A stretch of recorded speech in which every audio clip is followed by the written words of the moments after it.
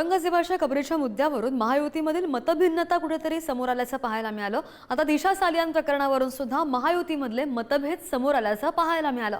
औरंगजेब आणि दिशा सालियान हे महाराष्ट्राचे प्रश्न नाहीयेत असं म्हणत अजितदादांच्या राष्ट्रवादीचे आमदार अमोल मिटकरी यांनी राज्य सरकारलाच खर्च आहेर दिलाय।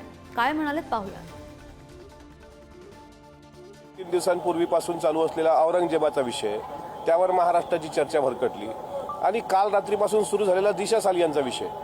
महाराष्ट्राच्या समोरचे हे प्रश्न नाहीतच। मी किती दिवसांपासून सांगतोय आणि अक्षरशः डोकं फोडून सांगतोय की महाराष्ट्राच्या समोरचे प्रश्न आहेत शेतकऱ्यांचे प्रश्न, न्याय देण्याचे प्रश्न। आणि याचिकाकर्त्यांनी जी याचिका कोर्टात दाखल केली त्याला सन्माननीय न्यायालय योग्य तो निकाल देईल। जे कोणी दोषी असतील त्यांच्यावर दोषारोपपत्र जर सिद्ध झालं तर ते आरोपी म्हणून सिद्ध होतील। त्यांनी रीतसर कोर्टात अर्ज केला आहे, त्याची कॉपी रीतसर त्याची काय असेल ती कारवाई होईल।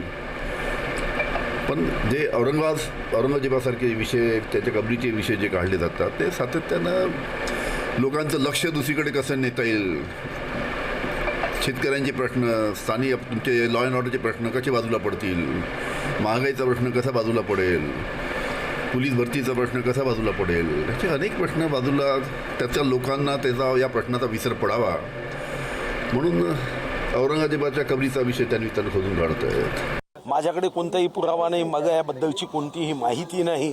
या घटनेच्या संदर्भात सुई इतका सुद्धा पुरावा माझ्याकडे नाही।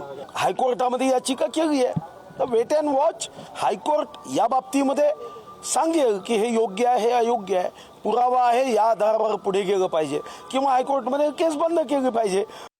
दिशा सालियन प्रकरणावर बोलत असताना आमची बाजू ही मुनगंटीवार साहेबांनी व्यवस्थित मांडली आहे। त्यांनी सांगितले सोयीभर पुरावा त्यांच्याकडे नाही, कोणाकडेच नाही, त्यामुळे त्यांनी जी बाजू मांडली तीच खरी बाजू आहे आणि त्यांनी ती व्यवस्थितपणाने मांडली।